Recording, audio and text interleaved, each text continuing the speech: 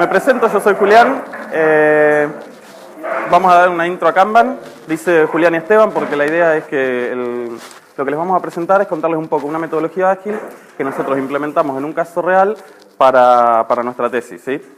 Éramos dos, pero Esteban justo hoy no pudo venir porque estaba complicado con el trabajo. La idea, como ya les dije, nosotros estábamos trabajando, vimos que había un problema y nos pusimos a investigar sobre las metodologías ágiles, ya veníamos utilizando en el trabajo Scrum, no nos servía, no se adaptaba en realidad a las características que teníamos, entonces investigando encontramos Kanban que podía llegar a servir. Por eso va a ser que las filminas que van a ver van a estar muy relacionadas a Scrum. Vamos a arrancar con la primera parte, que es la intro a Kanban, como les digo, y después es cómo nosotros lo aplicamos en el caso de estudio. ¿Qué es lo que nos pasaba a nosotros? Habíamos agarrado y habíamos implementado, como les dije, Scrum. Funcionaba para la parte de desarrollo, donde la idea que era, estimábamos, había que desarrollar ciertas partes, se planificaba, se tenían varios sprints y con distintas reuniones, como llegábamos a entregar el producto. Eso funcionó mientras íbamos desarrollando. Cuando salimos a producción, ¿sí? Es decir, que el sistema ya tiene clientes y está online, lo que nos empezó a pasar es que teníamos otro tipo de tareas, ¿sí? De mantenimiento y operaciones. ¿Qué quiere decir eso? Los servers se rompen, hay que cambiar el disco, hay que meter un parche, alguien reporta un bug. Entonces, todo ese tipo de cosas empezaron a molestar en la implementación que nosotros teníamos de Scrum. ¿Por qué? Scrum lo que les planifica y les asegura es que después de varias iteraciones, como vieron, después en general de la tercera iteración que ustedes hacen, ya están estimando y estiman bien, entonces pueden cumplir y entregan según sus planes. Pero con las tareas que ustedes definieron en ese sprint, ¿sí? ¿Qué es lo que pasa? Si viene alguien y les dice, necesito esta tarea urgente porque estuve en una reunión con el comercial porque un cliente me pidió esto y es importantísimo, si somos muy puristas y vamos a Scrum, lo que les dice es, lo lamento, no se hace hasta el próximo sprint. Entonces, vos estás reaccionando a los cambios con una diferencia, por ejemplo, en un sprint de 15 días, si eso te pasa al principio, tenés 15 días hasta que cambias de tarea. ¿Qué es lo que nos pasaba a nosotros? Íbamos mucho mejor, pero operación y mantenimiento nos rompían.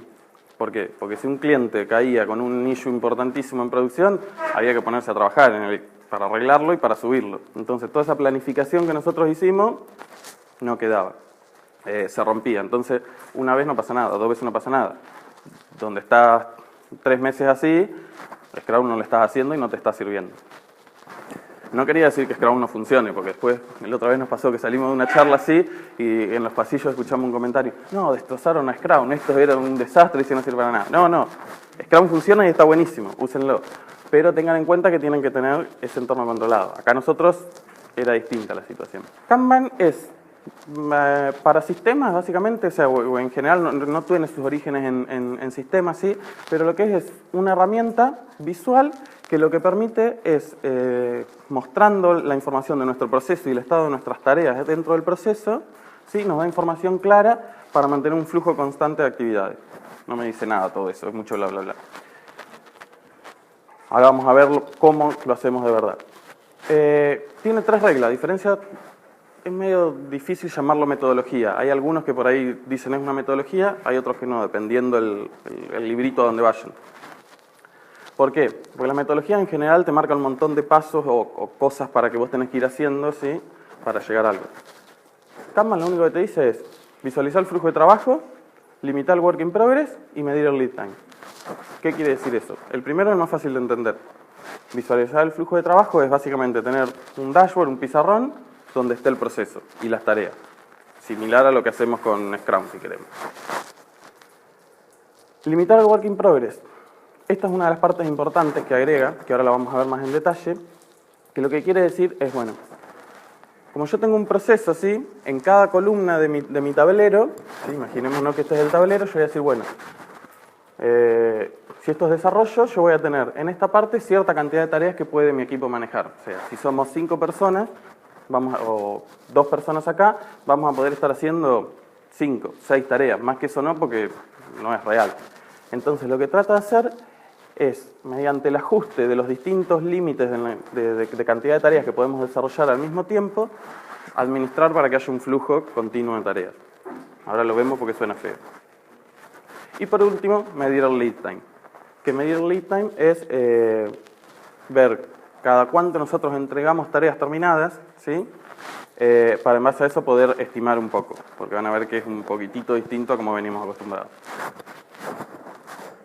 Lo primero es arrancar con como es una herramienta para visualizar el flujo de trabajo, lo primero que tenemos que hacer, que nos pide, es mapear nuestro proceso de desarrollo al tablero.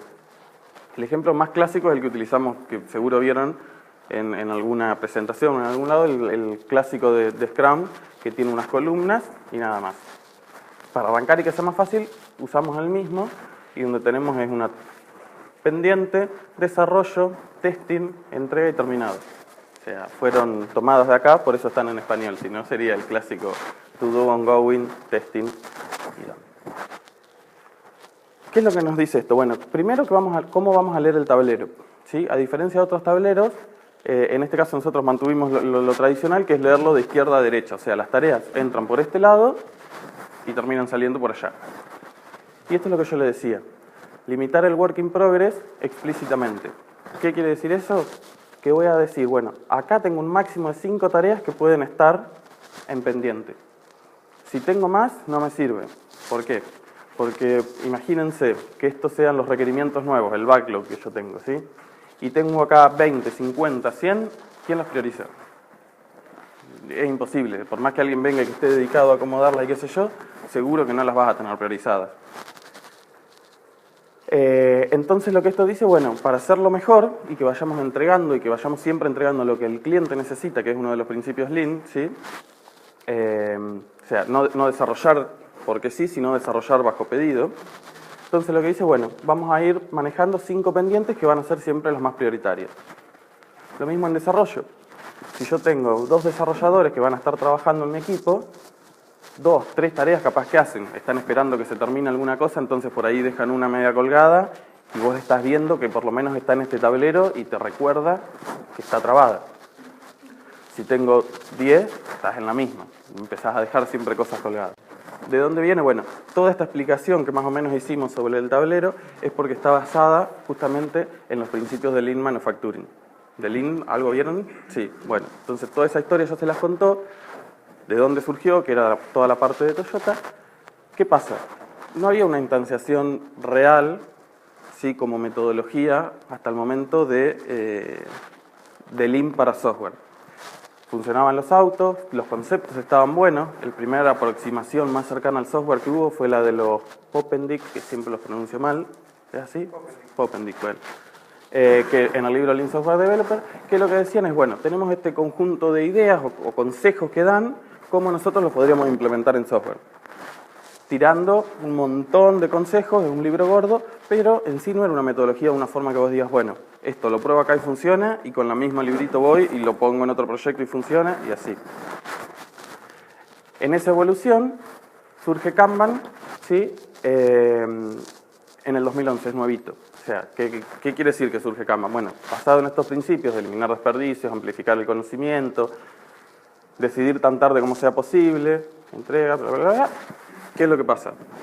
En el 2011, David presenta Kanban. David, a ver si me fue el nombre, ahora después el apellido, ahora después se les pasó al que inventó esto. Lo que dice, bueno, están muy buenos estos conceptos, pero yo nunca los pude aplicar en varios proyectos.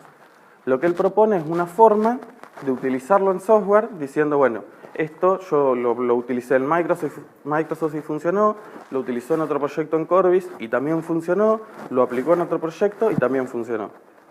Entonces él se considera que es la primera metodología, si bien al principio les dije que no era exactamente una metodología, que uno puede replicar en distintos proyectos.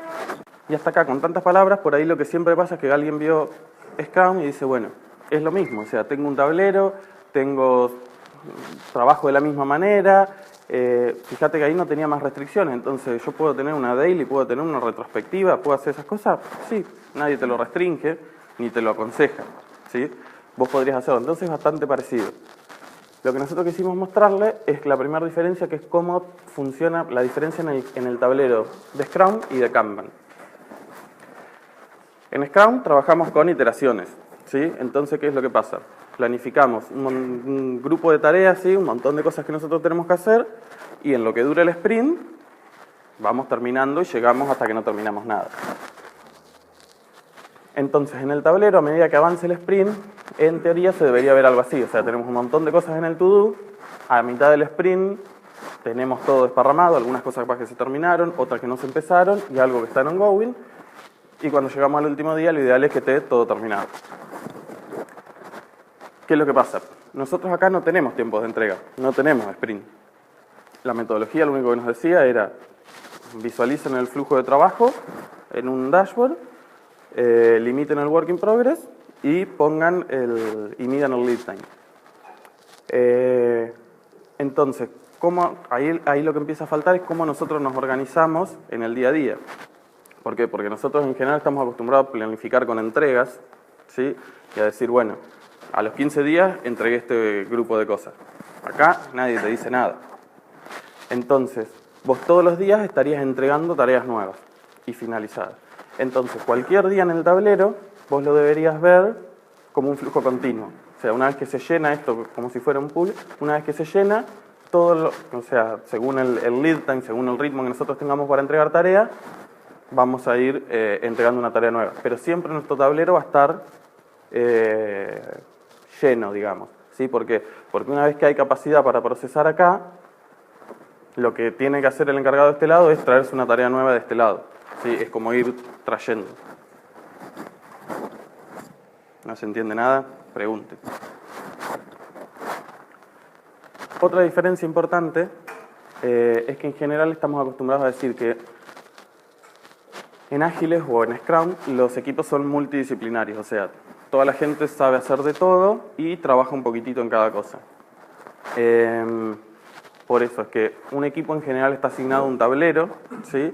Y cualquiera puede estar haciendo cualquier cosa, desde la teoría. Siempre hay alguno que sabe un poco más de cuando se van a desarrollar, no sé, más de base de datos, más de frontend, entonces siempre terminan haciendo lo más especializado. En los tableros de Kanban nadie te dice nada de quién es el dueño del tablero. Entonces, el equipo puede ser que distintas columnas estén manejadas por distintas personas, ¿sí? Por ejemplo, en este tablero de acá es muy parecido al de Scrum, donde todo el equipo trabaja en cualquier lado. Pero en este otro podemos tener, por ejemplo, un equipo de desarrollo que trabaje en la parte de desarrollo y que tengamos acá un PM que nos esté manejando las tareas, o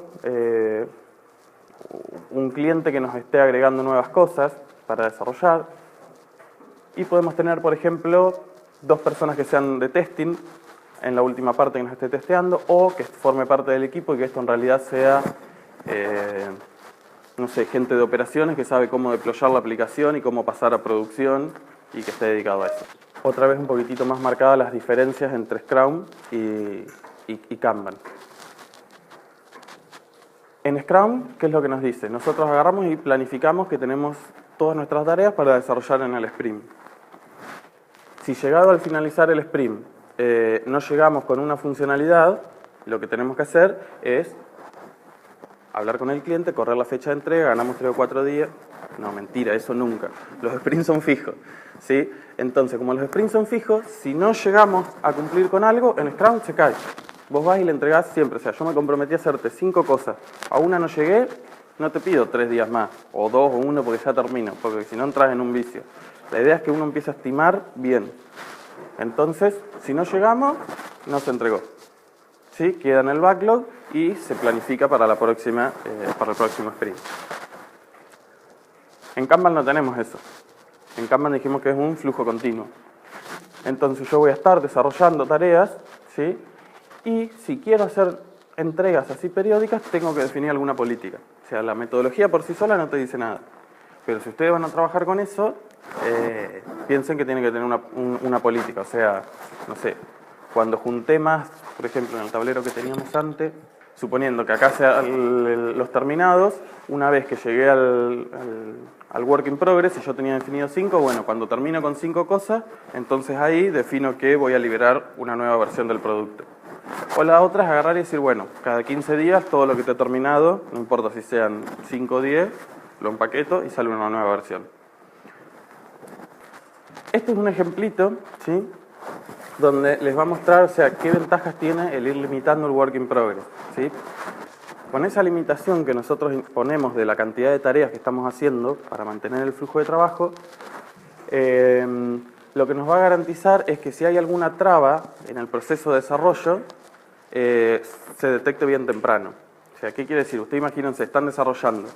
Hay alguien que está trabado con un issue o que está tratando de hacer, no sé, una lógica muy especial de la aplicación, o está con un framework nuevo que nunca utilizó para el front y dicen, sí, yo estimé que me iba rápido, que esto salía en 4 horas, pero probaste las 4 horas, nada, seguís renegando, seguís googleando, Stack Overflow no te ayuda y vas así tratando de desarrollar. ¿Qué es lo que pasa? Por ahí estás 2 o 3 días trabado con la misma tarea, ¿sí? Desde el punto de vista de Scrum, lo que tienen son las daily meeting, ¿sí? En las daily meeting ustedes se juntan todos los días y les dice, bueno, ¿qué estoy haciendo? ¿Qué problemas tuve y con qué voy a seguir? Entonces, de esa manera, ayuda a detectar esos problemas. Si el primer día vos decís, bueno, voy a terminar esta parte de front, pero al otro día venís y estás igual, y al otro día te pasa lo mismo, alguien se debería dar cuenta y de decir, che, te doy una mano, o cambiémoslo, o replanifiquemos, o hagamos algo. En este caso, en lugar de utilizar eso, nos pasamos prácticamente con el work in progress. O sea, si una tarea está mucho tiempo en cualquier parte del proceso, no voy a poder trabajar en otras cosas, ¿sí? Entonces va a saltar bien temprano. Bueno, entonces en este caso tenemos como la pila de tareas a hacer. ¿Qué se va a hacer en este? O sea, ¿qué es lo más prioritario que va a haber acá? Un equipo de desarrollo y alguien que implementa y pasa a producción. El implementar puede ser, no sé, armar el WAR y probarlo un poco antes en un entorno de staging y pasar después a producción.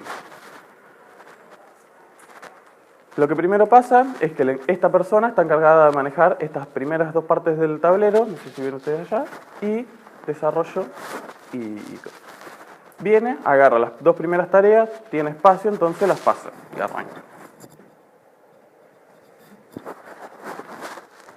Las pasó para acá, teníamos desarrolladores, entonces, como el work in progress era 2, pueden pasar las 2 tareas, se ponen a trabajar.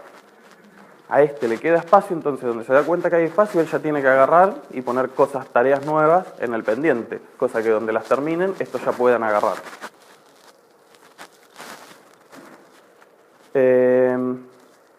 Acá agrega algo nuevo estos tableros, que por ahí no siempre están, nunca se ven, que son estas líneas punteadas. Estas líneas punteadas funcionan de buffer. ¿Por qué? Este acá está preguntando, ¿ya tengo algo para implementar? O sea, la idea es distinta. Vos en el tablero no tendrías que agarrar y pasarle o asignarle la tarea a otra persona, sino que vos tendrías que decir, uy, tengo algo para hacer, voy, lo agarro y me pongo a hacerlo. Con esa idea es que si la gente de desarrollo está desarrollando y tiene solamente desarrollar, este nunca se va a enterar si tiene algo para una tarea terminada para agarrar. Entonces se suelen agregar buffers, ¿sí?, que es una línea punteada, donde vos decís, bueno, esto está en curso y una vez que lo termino está acá. Entonces esta persona se da cuenta de eso y puede tomar la tarea. Quiero mostrarles un caso un poco más entretenido.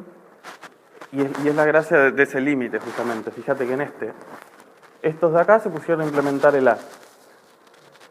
De acá habían terminado de la etapa anterior lo que era B, estaban trabajando en C y este ya quiere ir a agarrar el D. ¿Qué pasa? Cuando va a agarrar algo se fija y tiene el work in progress que le está limitando. Como vos decís, ¿de quién es la culpa en esto? De que no puedan desarrollar más. ¿De este de qué? El problema está acá, algo le está trabando. Este capaz que hace 2 días o 3 que está trabado con algo que si le preguntaba a uno de ellos, salía, porque era, no sé, necesitaba un dump de la base de datos para probar en algún lugar. Capaz que era medio calladito, capaz que no tenía ganas de molestar, capaz que, no sé, algo, entonces nunca sabía. En este caso, como estos se avivan, de que estaba trabado y no pueden seguir trabajando, van y le ofrecen un poco de ayuda a ver si se puede destrabar las cosas.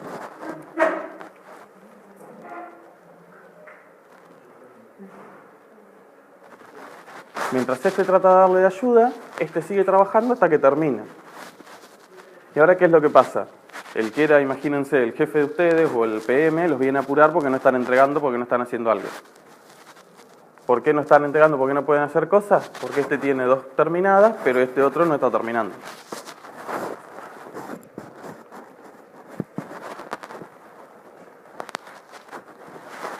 Se juntan todos y van y tratan todos el problema. Hasta que se soluciona y sigue todo el flujo otra vez. O sea, la gente, el que terminó de implementar puede agregar algo que estaba en terminado, pueden agarrar algo más en curso y se puede ir otra vez manejando el flujo. O sea, lo que nos ayuda a esto es a detectar el problema, ¿sí?, bien temprano. Si no hubiéramos tenido esta limitación de work in progress, capaz que, supongamos que teníamos acá un número más grande, 2 o 3, capaz que este agarraba y esta tarea la dejaba colgada diciendo, bueno, no la puedo hacer, la dejo en el fondo y me pongo a trabajar en otras tareas. Y capaz que estaba cuánto tiempo ahí sin entregarse. Y para desarrollo capaz que ya estaba hecha, pero nunca había terminado.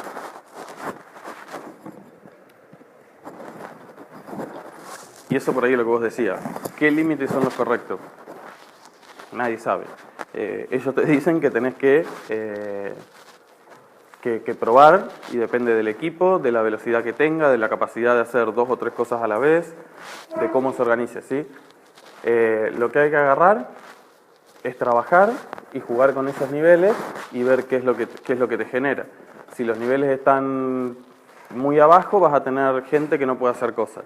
Si están muy por arriba, vas a tener una sobrecarga de trabajo y la gente se te van a ir encolando demasiadas cosas y los tiempos de respuesta no van a ser buenos. ¿Qué es lo que tienen que hacer? Experimentar, ir probando, decir, bueno, probemos con 3, con 5, donde tienen un problema. Dicen, bueno, no, la verdad que si agregamos acá y podemos procesar otra tarea, no funciona. Hagamos la prueba y midamos el lead time y decimos, bueno, ¿funcionó o no funcionó? Como vos en el tablero reflejás tu proceso, lo que vos podías tener ahí, si vos me decís, no, yo hablé y tengo definido mi proceso de desarrollo, que en la última etapa, después del testing de desarrollo, tengo un testing de aceptación en un entorno dedicado a eso, donde el cliente lo prueba por 15 días y me da el ok, por ejemplo, de las cosas.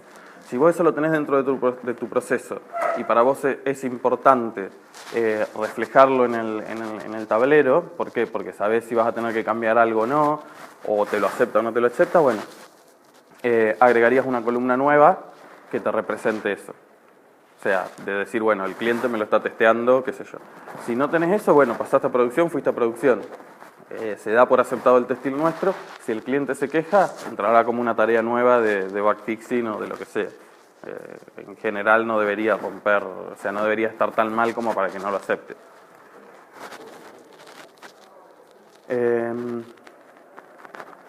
Bueno, y ese ejemplo que vimos, ese tablero que usamos para el ejemplo era bastante sencillo y era el tradicional que utilizamos siempre en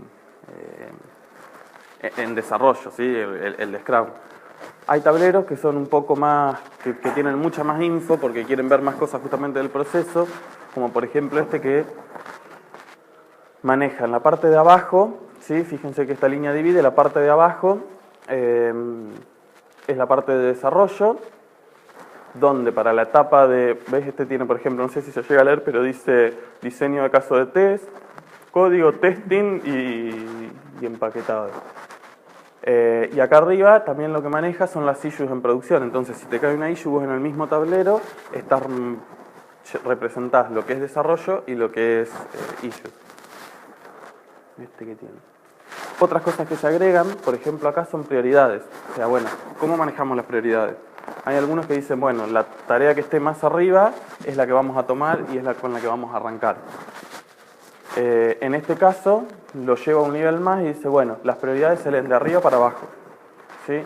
Si tengo algo acá arriba, que es problemas de producción, o sea, un bug en producción, es crítico. Entonces, si hay alguien trabajando acá, se olvida de lo que está haciendo y va a trabajar en las tareas de este lado. En este es bien distinto, es más complicado de leer. El flujo lo hicieron de abajo para arriba. Las tareas, en vez de bajar o de moverse de costado, suben. O sea, todo lo que es nuevo lo ponen acá y a medida que van avanzando lo van subiendo. Y lo que manejan son distintos tipos de proyectos. Tienen estos: producción, release, soporte, proyecto A y proyecto B. Entonces dice, bueno, tengo todos los to-dos abajo y a medida que voy avanzando los llevo para arriba. ¿Por qué eligieron eso? No sé, pero bueno, se puede jugar con esas cosas. Y un poco las diferencias, o sea, cuando uno lo ve a primera vista y está leyendo, dice, bueno, es muy parecido a Scrum. No es tan parecido. Lo primero y más marcado, las iteraciones. Kanban no dice nada, o sea, pueden ser fijas o no. En Scrum siempre son fijos los sprints. Compromiso obligatorio, o sea, eso del compromiso en general se hace mucho hincapié en todas las metodologías ágiles de cómo funciona el equipo, ¿sí? Y que el compromiso de la gente es el que lleva a que las cosas funcionen. ¿Qué quiere decir? Si estimamos como equipo y dijimos que vamos a cumplir con tantas tareas, vamos a estar todos trabajando y poniéndole el hombro para salir adelante. ¿Por qué? Porque nosotros lo dijimos y nosotros nos comprometimos. En Kanban no siempre se puede dar esas cosas, porque, como yo les dije, en una parte del tablero puede ser que el PM sea el que te estime las tareas, no el que te estime las tareas, sino el que te las vaya asignando o priorizando. Entonces por ahí se dice que no hay tanto compromiso porque no es todo el equipo el que decide sobre el tablero. Diferencia en los equipos multidisciplinarios o no, Kanban no dice nada, Scrum lo prescribe. Las tareas se deben entregar en un sprint, las tareas en Kanban se entregan siempre. Limitación del work in progress indirecta, o sea, lo que quiere decir es, bueno, nosotros la capacidad de trabajo la tenemos en Scrum de cierta forma determinada por la velocity, que es lo que vos decías. Cuando nosotros vamos entregando, sabemos qué cantidad de tareas podemos planificar o qué números, ¿sí? En general cuando estiman se utilizan distintas técnicas. Se utilizan, no sé, poker planning, por ejemplo. ¿Vieron algo? Bueno, entonces me callo. No. Estiman con cartas, básicamente, ¿sí? Para que se den una idea y le ponen, o sea, en vez de decir esto me va a llevar tantas horas o tanto tiempo, estiman con un número que dice, bueno, del 1 al 100, o se utiliza una serie de Fibonacci, ¿qué tan difícil va a ser esto? Y después el equipo en general, después de un par de iteraciones, vos no sabés cuántas tareas desarrollás, pero sí sabés que entregás cierto número de trabajo. El viernes lo van a ver más claro, seguro, se van a dar cuenta de lo que les digo. Entonces está limitado indirectamente por eso. Nosotros acá decimos no, explícito, en cada columna, Kanban te tiene que decir cuál es el límite.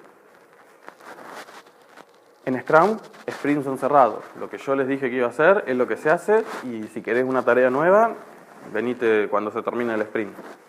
Acá no pasa nada. El tiempo de respuesta que da Kanban es, una vez que yo terminé una tarea, ya podría estar empezando a hacer una nueva. ¿Por qué? Porque ya tengo capacidad en mi flujo para trabajar algo nuevo. En el caso de estudio, después les voy a mostrar un poquito más, hacer hincapié en esto. En Scrum vos trabajás con un único proyecto, ¿sí? O sea que utilizás un tablero representando ese proyecto. Acá podés utilizar en un solo tablero, como vimos en el último caso, muchos proyectos en el mismo, ¿sí? O no, o distintos tipos de tareas rutinarias o cosas así. Y la diferencia de cómo se veía el tablero. En Scrum termina el tablero, si quedó algo colgado, se saca y se replanifica y se empieza desde cero. O sea, no queda algo en el medio, en un ongoing, total digo, bueno, lo continúo en el próximo sprint. No, se baja, si hay que continuarlo, se planifica de nuevo y después se toma. Acá, durante toda la vida de nuestro proyecto, vamos a tener tareas adentro del tablero. ¿Qué es mejor para trabajar, para desarrollar? Kanban, Scrum, es lo que les decía al principio. Ni una ni la otra, ¿sí? Tengan en cuenta que depende de las características de cada proyecto, va a ser qué se adapta mejor. En el ejemplo ese que tenemos, perdonen la hora por poner esas fotos, si vas a comer una ensalada y tenés un cuchillo y un tenedor, capaz que lo mejor es utilizar un tenedor para comer. Para hacer una tostada, utilizas el cuchillo. Esa es la mejor parte. Ah, no se ve, zafaron. Es una tirita asada. Utilizas cuchillo y tenedor Y si tenés sushi, capaz que no te servía el cuchillo y el tenedor y tenés que salir a buscar algo nuevo, que fue lo que nos pasó a nosotros, ¿sí? Y buscar una nueva metodología que se adapte a esas características, ¿sí? Como conclusiones generales, las dos son herramientas de proceso, ¿sí? Las dos lo que te ayudan es a organizar tu forma de desarrollo, ¿sí? Una más estandarizada, si queremos decir, o sea, el tablero de Scrum es siempre igual. En Kanban podés hacer lo que quieras, básicamente. Ninguna es completa ni es perfecta, lo que vimos recién. Kanban es menos prescriptivo que Scrum, o sea, acá lo único que les dice es utilicen un tablero, limiten el work in progress y midan sus resultados. Para que eso después funcione, no te dice nada. Tenés que, en base a tu experiencia, en base a los distintos tipos de tablero que vas viendo, utilizas cosas y haces que funcione. Scrum te dice no, tenés tal reunión para planificar, tenés las daily todos los días, tenés la retrospectiva y de ahí tenés que tomar feedback y mejorar. Bueno, Kanban no dice nada de eso. ¿Las podés hacer? Sí, pero queda en vos. Y lo que tiene Kanban es que permite responder más rápido a los cambios. Por esto que les decía, en Scrum el tiempo de respuesta es un sprint. Yo les hice todo el cuento hasta ahora de qué es Kanban, qué diferencias tenía con Scrum y cómo funciona en un caso clásico. No era nuestro problema. O en principio sí, pero después nuestro problema fue cambiando un poquitito. Y lo que nosotros necesitábamos, sí, era administrar más de un proyecto a la vez, ¿sí? ¿Por qué? Porque teníamos un equipo de desarrollo que trabajaba en el desarrollo de una aplicación, tenía que mantener ciertas cosas en producción y aparte, dentro de la empresa, hacía otros tipos de desarrollos. Entonces, tal vez colaboraba, no sé, el de base de datos para un proyecto, los diseñadores gráficos, si bien estaban la mayor parte del tiempo trabajando en este equipo, también tenían que hacer cosas para otros proyectos. Entonces, era bastante complicado administrar esas tareas.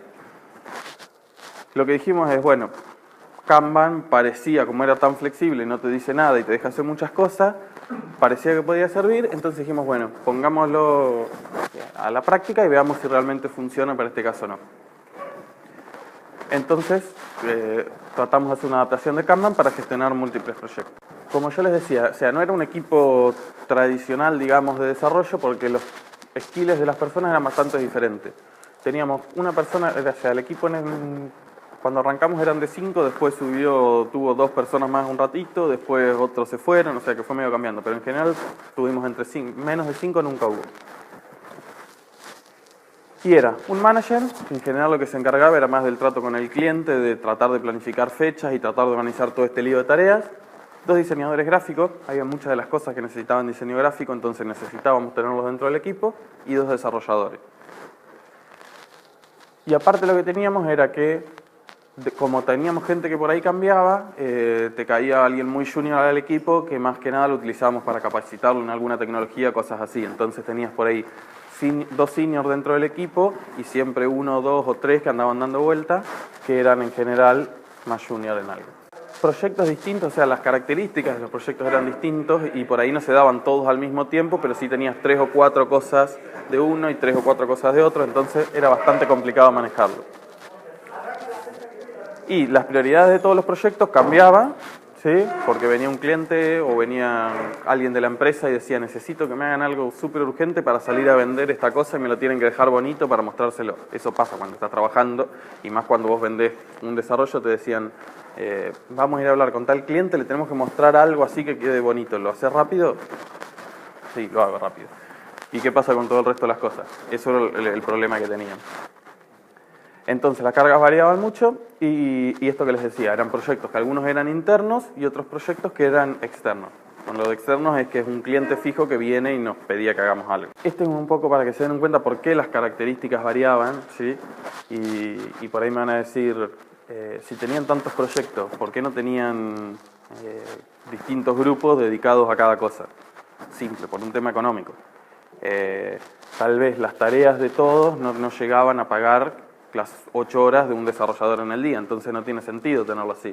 Capaz que vos vendías, fíjense que uno es, ahí donde está, cupo de horas mensuales, teníamos proyectos que un cliente decía, bueno, yo tengo mi equipo de desarrollo en Buenos Aires, pero son ciertas tareas muy complejas o que tengo yo picos de trabajo, entonces los contrato a ustedes y les paso, o sea, un desarrollador que donde yo le hablo por Skype tiene que estar y me tiene que responder y se tiene que poner a trabajar en lo mío. Mientras tanto, usalo vos para lo que quieras. O sea, más que nada una cuestión comercial, si queremos, es la que llevó por ahí a trabajar de esta forma. Que al principio nosotros pensamos que era culpa nuestra, o sea, que decíamos, bueno, pero somos nosotros solamente, o sea, la empresa la que está trabajando de esta manera, o qué pasa. Y nos dimos cuenta que no, que había muchas empresas que tenían el mismo problema, porque nosotros cuando empezamos a buscar qué metodología había para trabajarlo, lo que hicimos, participamos mucho en los encuentros de ágiles, ¿sí? De metodologías ágiles que se hicieron 2 acá en Tandil, se hicieron en Buenos Aires, en Mar del Plata, Bahía, o sea, es un grupo de gente del país que íbamos viajando y que dábamos distintas charlas en distintos lugares. Y había ciertas reuniones donde, bueno, planteábamos ciertos temas de cómo ustedes responden o cómo hacen para trabajar con este tipo de proyectos, y había mucha gente que tenía el mismo problema y nadie tenía solución, ¿sí? Entonces dijimos, bueno, es algo medio general. No sé si les interesa ver mucho los proyectos en sí, pero WSK era un proyecto interno, o sea, les cuento bien rápido qué es, un gestor de contenido donde era un producto que desarrolló la empresa y que estaba en producción, ¿sí? Entonces, en ese caso teníamos problemas de clientes que se quejaban porque algo no andaba, o había que desarrollar alguna funcionalidad nueva, o había que instanciárselo. Venía un cliente nuevo y tenía toda una parte de diseño de la home, digamos, que era personalizable, y eso había que programarlo. Otro proyecto interno de gestión de eventos, un sistema de monitoreo con antenas, o sea, para manejar el stock, pero en vez de ir pasándolos tenían antenitas y estaban supuestamente dentro del galpón y todo eso se controlaba solo y sabías que había y que no había. DBA, porque lo que les dije es que teníamos gente que tenía buen seniority, entonces daba servicio de DBA. Los diseñadores gráficos, la extranet, que era una herramienta que nosotros utilizábamos para hablar con nuestros clientes, para mostrarle el avance de nuestros proyectos, como trabajábamos en general con proyectos para afuera. Bueno, ¿qué avance me está mostrando? Bueno, esta es una aplicación que desarrollamos nosotros, entra con su usuario y tiene un avance. LDI es un proyecto también de la base de datos de búsquedas de texto libre, una red social chiquitita que hicieron, o sea, que un cliente quería, algunos proyectos de terciarizados, un proyecto para el banco, ¿sí? Que era todo un rediseño del CRM, por eso que también se necesitaba tanto los diseñadores, y el área comercial, que era lo que les decía, venía y te decía, bueno, armame algo lindo para mostrárselo al cliente que lo tengo que salir a vender. Scrum básicamente lo que les pide, este es el proceso que tienen que seguir con Scrum, ¿sí? Una pila de trabajo, ¿sí? El backlog que van a tener, en base a los objetivos que se definen, ¿sí? en la planning session, ¿sí? Te dicen, bueno, acá vamos a trabajar en la administración de usuarios, bla, bla, bla. Se define el backlog, que son las tareas del product backlog, el sprint backlog, o sea, qué es lo que vamos a trabajar. Y esta es la parte que todos más conocemos, o sea, en nuestro tablero mapeamos todo esto y tenemos los sprint a tiempo cerrado de 1 a 4 semanas. Todos los días lo que tenemos es una reunión diaria donde nos sincronizamos. O sea, che, ¿tuviste algún problema? ¿En qué estuviste trabajando y en qué vas a seguir? Para organizar al equipo, ¿sí? Y una vez que se termina, el flujo se tiene una sprint review, ¿sí? Donde se entrega el producto. Acuérdense que en Scrum siempre les pide que el producto sea producto funcionando. O sea, ¿qué quiere decir eso? Que no me entreguen solamente una maqueta, o sea, de cómo se va a ver bonito. No, si hay algo ahí, yo tengo que poder entrar y jugar y usarlo, ¿sí? El cliente tendría que sentarse en la demo y jugar él con la aplicación y no se debería romper. Bueno, tenemos entonces la Sprint Review para ver cómo nos fue, tomar un poco de feedback de eso y acomodarnos, y la retrospectiva, ¿sí? donde participan también todos los miembros del equipo, se obtiene nuevo feedback y se trata de mejorar o de planificar. Muy a grosso modo. Lo que a nosotros nos pasó es que, ¿por qué se los estoy poniendo acá? Porque nosotros, como éramos un equipo de desarrollo y lo que veníamos a hacer era desarrollando esa aplicación y nos funcionaba Scrum, hasta un punto en el que no anduvo más. Dijimos, bueno, vamos con Kanban. Pero Kanban parecía medio flojito y había muchas cosas de Scrum que sí nos habían servido. Hasta el momento nosotros habíamos intentado distintas formas y cuando hicimos esa transición dijimos, bueno, vamos a ver qué nos sirve y si lo podemos seguir utilizando porque hasta ahora nos daba buenos resultados. Entonces hicimos un análisis de todo lo que propone Scrum y a ver si un Product Backlog tenía sentido, tener una visión tenía sentido para nosotros o no. Como las cosas cambiaban tan rápido, o sea, decir, bueno, vamos a trabajar sobre el módulo de atención al cliente. Y capaz que venía una issue o venía alguien de una issue de producción que era muy importante, dejábamos todo, esa visión se perdía a los 2 segundos, ¿sí? Estábamos desperdiciando tiempo, ¿sí? Haciendo una planificación que no la podíamos seguir. Entonces, ¿para qué vamos a armar un backlog si no lo vamos a poder seguir? De ahí es comparándolo con Lean, sería la parte de, bueno, eliminar desperdicios, lo relacionaban a esto. Bueno, el tiempo que yo tengo para construir el backlog era un desperdicio, entonces nosotros no lo hacíamos. ¿Podíamos cumplir con los sprints? No, eso fue lo primero que nosotros detectamos, que decíamos, no podemos cumplirlo. Las daily sí, es lo que les decía, o sea, en ese caos que nosotros teníamos, que venían, nos cambiaban las tareas, nos cambiaban las asignaciones, nos daban una cosa u otra, el mecanismo que estábamos utilizando, que no funcionaba del todo bien, pero que funcionaba, eran las daily meetings. Entregar producto incremental estaba bueno, nos servía porque nos daba feedback del cliente y nos permitía acomodarnos, pero ¿cuándo lo hacíamos? O sea, si no podíamos cumplir el sprint, nosotros veníamos acostumbrados a Scrum. No podíamos cumplir el sprint, por ende, nunca le entregábamos. Entonces, ¿cuándo nosotros entregábamos un producto terminado para que el tipo pruebe? Y las retrospectivas también nos servían porque era la forma también de organizar al equipo y ver qué mejoraba. La fuimos viendo a la pasada, las desventajas que nosotros teníamos y que nosotros le encontrábamos a Scrum. No quiere decir que Scrum tenga estas desventajas, sino que en nuestras condiciones no nos servían. Básicamente era la imposibilidad de cumplirle, fíjense, gestionar más de un proyecto a la vez, imposible mantener el backlog priorizado y como nos cambiaba tanto no podíamos cumplir con nada de lo que habíamos planificado. O sea, Scrum no existía casi. Sí, lo que estaba bueno eran las daily, los sprint review y las retrospectivas. Entonces, ¿qué es lo que teníamos? Un cambio constante de actividades, cambio en las prioridades, no teníamos visibilidad, o sea, ¿qué tenemos que hacer? ¿Dónde lo dejamos?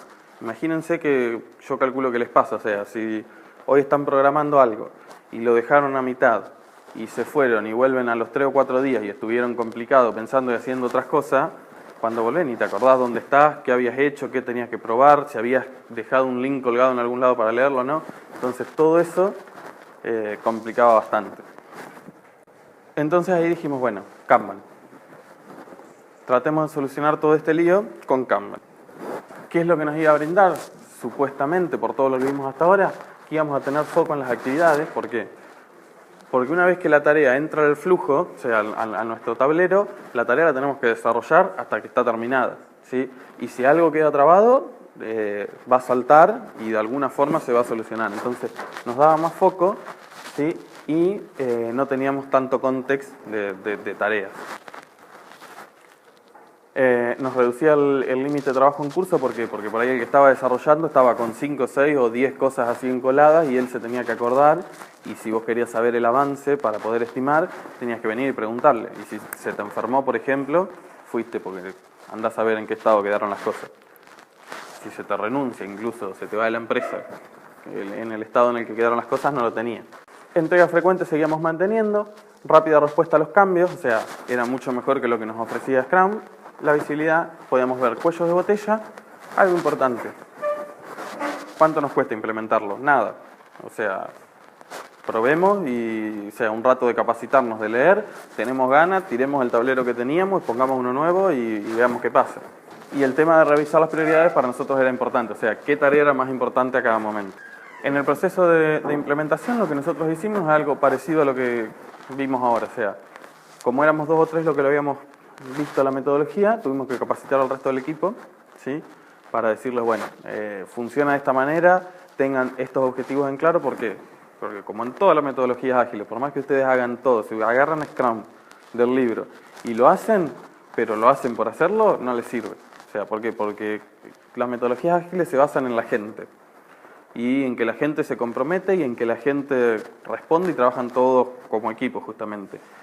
Si tenés a alguien ahí adentro que no entiende el porqué de ciertas reuniones o de ciertas formas de hacer las cosas, lo primero que van a escuchar, sí, yo hice todo Scrum, pero no me funcionó o tuve tales problemas. Y seguro es que le preguntás el porqué de una retrospectiva, qué acciones tomaste en una retrospectiva, o incluso tomaste acciones en una retrospectiva. No, las conté, hice catarsis y me fui. Listo. No te sirve porque esa gente no entendió el concepto de qué es lo que había que hacer. Entonces por eso era importante capacitar a la gente. Y después fue lo que dijimos, empezar a trabajar. Definimos el tablero, se definieron prácticas complementarias, esto que les decía. Kanban solo no nos parecía que quedaba muy chico y las daily meetings nos venían sirviendo y las retrospectivas también. Entonces dijimos, bueno, pongamos prácticas complementarias. Una vez que estaba todo eso definido, ¿qué pasó? No queríamos trabajar mucho de gusto, entonces dijimos, bueno, antes de matarnos pensando un super proceso que qué sé yo, vamos a lo más fácil que es lo que conocemos. El tablero clásico de Kanban, de Scrum, perdón. Backlog to do, in progress, testing. Ese es nuestro proceso, dijimos. Y lo que nosotros teníamos para trabajar eran como 3 proyectos distintos, que los pusimos acá. Soporte, las tareas de lo que se rompía en producción, instanciaciones, que era cuando venía algún producto de la empresa y decía, bueno, hay que hacerle tal personalización o instanciarlo para tal cliente, y el desarrollo, que abarcaba todo el resto de las cosas. O sea, los cupos de hora que les dije, los otros proyectos internos, los proyectos internos, todo eso caía en desarrollo. Pusimos todo esto, bien vagos, y empezamos a trabajar. Volcamos todas las tareas, lo que nos pasó es que se llenó el in progress. Agarramos todo lo que nosotros teníamos en nuestro tablero de Kanban, de Scrum, que más o menos funcionaba, pero era simplemente para ver dónde estaban y qué teníamos pendiente, lo volcamos a esto. En desarrollo estaba todo bien, pero en instanciaciones, fíjense que era un lío bárbaro en progress. Imagínense que ahí había diseñadores, había desarrolladores y el PM, que en cierta forma era el que estimaba y hablaba con el cliente las fechas.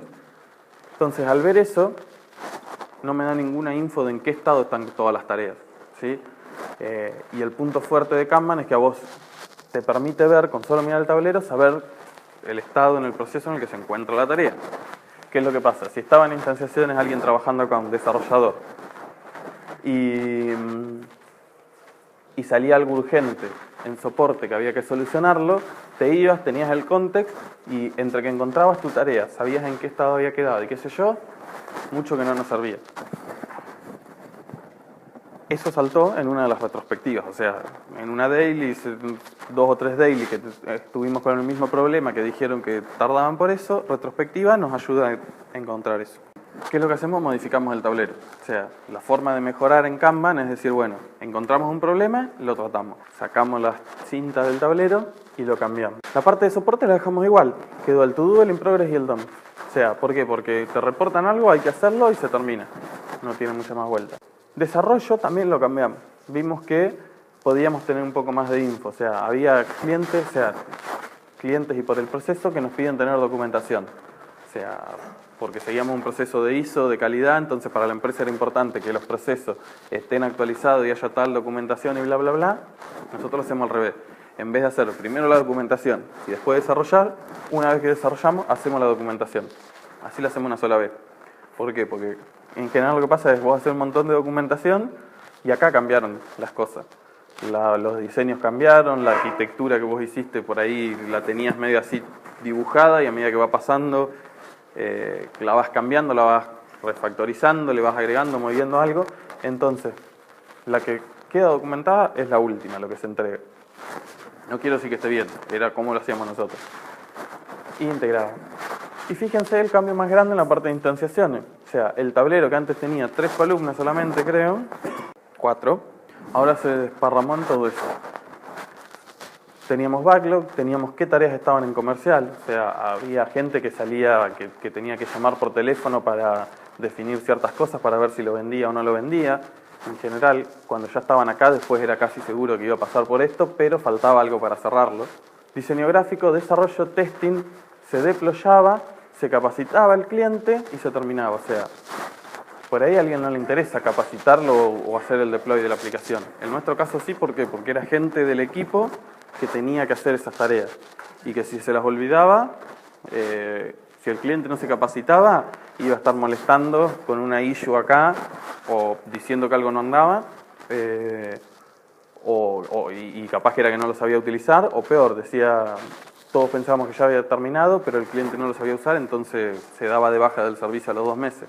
Entonces, esas cosas en nuestro proceso eran importantes. Y además teníamos las daily meetings, las retrospectivas, pair programming, colores para marcar las prioridades, entrega frecuente, darle poder al equipo de decisión y eliminar los desperdicios. Estas últimas cosas es lo que nosotros ganábamos.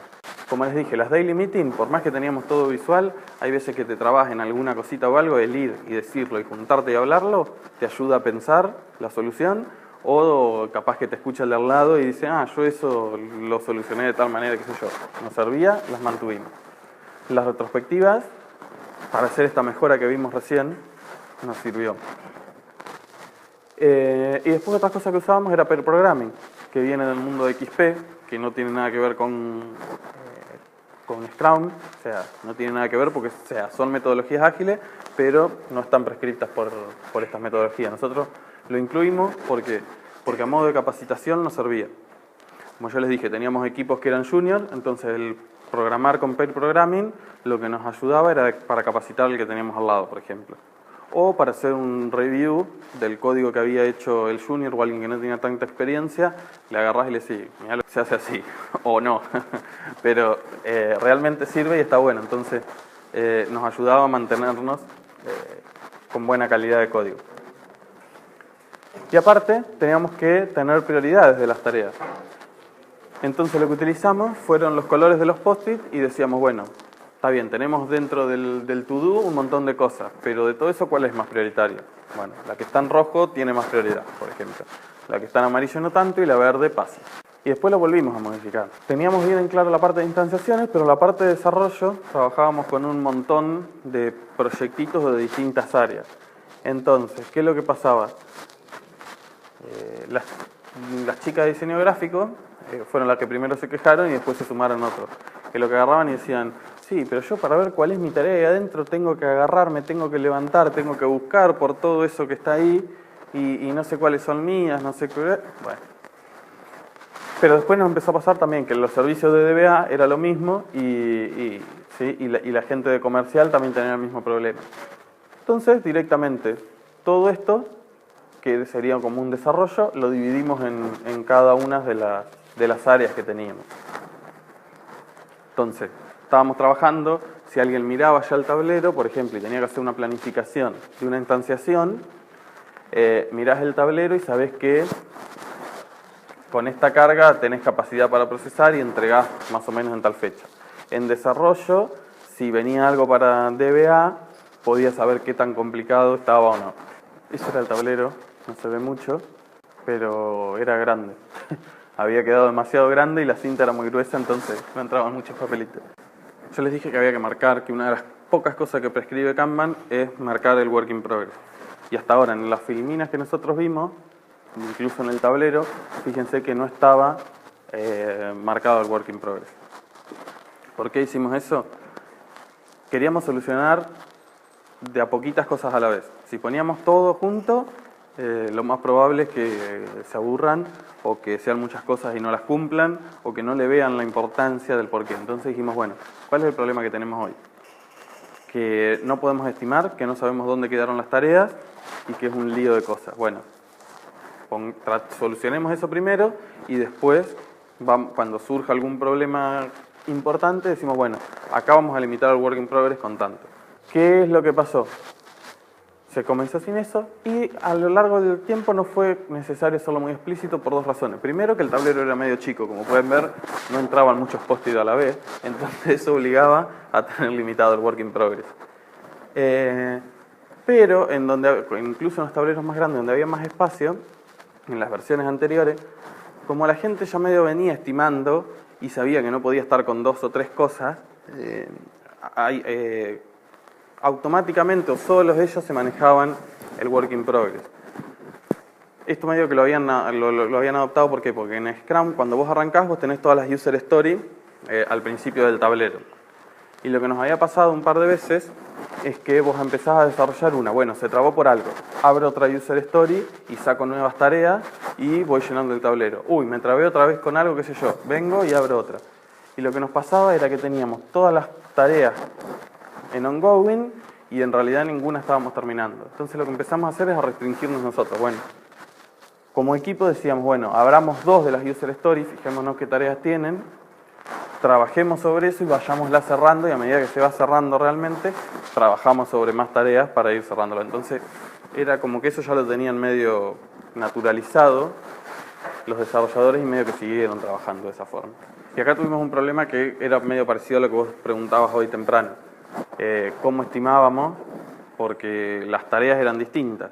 O sea, la parte de arriba, que era una issue de producción, imagínense que puede llevar un par de horas o un día, en general no llevaba más.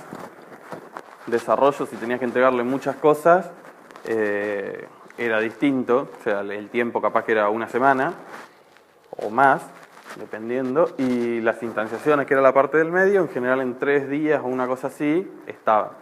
Lo que nos pasó es que las granularidades, si bien eran distintas, como el tablero los tenía bien identificadas y marcadas, lo que empezamos a marcar fueron... o sea, no podíamos utilizar un único lead time. O sea, no podíamos decir, bueno, todo el tablero tenemos un flujo de entrega de tanto. Entonces lo que empezamos a hacer es a medirlo por cada una de esas partes del tablero.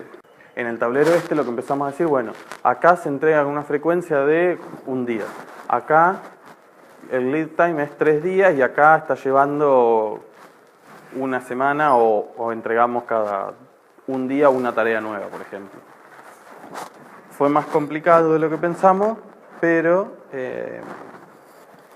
algunas métricas pudimos tomar. Incluso lo que empezamos a hacer después también es agregarle, bueno, ahí no se ven, pero las fechas en los post-it también. Porque por más que estaba en rojo, decíamos, bueno, está en rojo, es prioritario, pero ¿cuándo es la fecha de entrega? Entonces empezamos a agregarle un poco más de contenido al dashboard para ir mirándolo. ¿Qué podemos concluir de haber utilizado Kanban para gestionar múltiples proyectos? ¿Que facilita el management? Sí. ¿Por qué? Porque la gente realmente dio buen feedback en las retrospectivas de que estaba más organizado, aunque hubo que hacer unos cambios en el tablero, pero realmente, o sea, sabían en qué estaban trabajando y si tenían que cambiar de tareas, volvían rápido, podían estimar más fácil, ¿sí? Eso está relacionado a la visibilidad que tenés. O sea, bueno, caía un proyecto nuevo, venía alguien y le decía a este PM, che, tenemos que sacar algo, tenemos una instanciación, ¿cómo estás para hacerlo? O sea, tenés gente, tenés cupo, qué sé yo, y miraba el tablero. Si en la franja del medio estaba muy complicada, ya sabía que no, que tenía que esperar, se fijaba cuántos proyectos había, más o menos el lead time de eso, le decía no, recién para dentro de 2 semanas. O no. El equipo trabajaba más tranquilo, o sea, parece una pavada, pero cuando vos estás trabajando y están cambiando las tareas y te vienen y te dicen, che, dale, haceme esto rápido. Vos te sentás, venís trabajando, te cambian de cosa, la primera te la aguantás, la segunda ya está. Después te empezás a molestar porque vos decís, no termino nada, se me quejan, porque si vos no entregás, te viene la queja de al lado, o lo entregaste rapidito y te viene el cliente y te dice, no, mirá todas las cosas y tenés que volver a armar todo, capaz que tenés que cambiar de tecnología y de entorno, termina impactando en el equipo. Entonces, hacer que el equipo trabaje más tranquilo era algo importante. O sea, las retrospectivas antes de esto eran, estoy cansado, no hay otro proyecto, cámbienme, básicamente. El equipo trabaja más enfocado, ¿por qué? Porque trabaja sobre las tareas que ya tiene. En este proyecto, que eran múltiples, que teníamos muchos proyectos, no utilizamos una herramienta digital, entonces las métricas fue más complicado. En el proyecto yo les comentaba hoy que era distribuido y que estaba con gente de Alemania, en ese sí utilizaron una, pero era un único proyecto, entonces la herramienta estaba más buena, o sea, te permitía diseñar un tablero más sencillo. En esta característica no se adaptaba y esos están buenos porque te da un montón de métricas de el lead time, de si vos haces un cambio, por ejemplo, en el work in progress, lo usás un par de días y ya te está haciendo una estimación de fly de cómo te va a impactar eso, si vas a tener mejores resultados o no, en base a cómo venís trabajando. O sea que si pueden utilizar ese tipo de herramientas, está buenísimo. Si no, es más a pico y pala. Se adapta a los cambios, o sea, en el transcurso nosotros tuvimos que, fíjense, 2 o 3 modificaciones al tablero que eran básicamente por necesidades del equipo, o sea, por un cambio en el proceso, cualquier cosa, bueno, si no le funciona, se cambia, se arma un tablero nuevo y ya está, o le agregás una columna o un buffer o un área nueva. Para nosotros, la conclusión que llegamos es que solo no debe funcionar, no se le obtienen tantos buenos resultados. Utilizarlo con prácticas, yo les digo, como pair programming o como las daily o como las retrospectivas, está bueno y suma un montón porque te permite ir mejorando. Las daily, si me preguntan cómo las usamos, no tenemos los sprint, entonces era bueno, una vez al mes, el primer lunes del mes, hacemos una retrospectiva.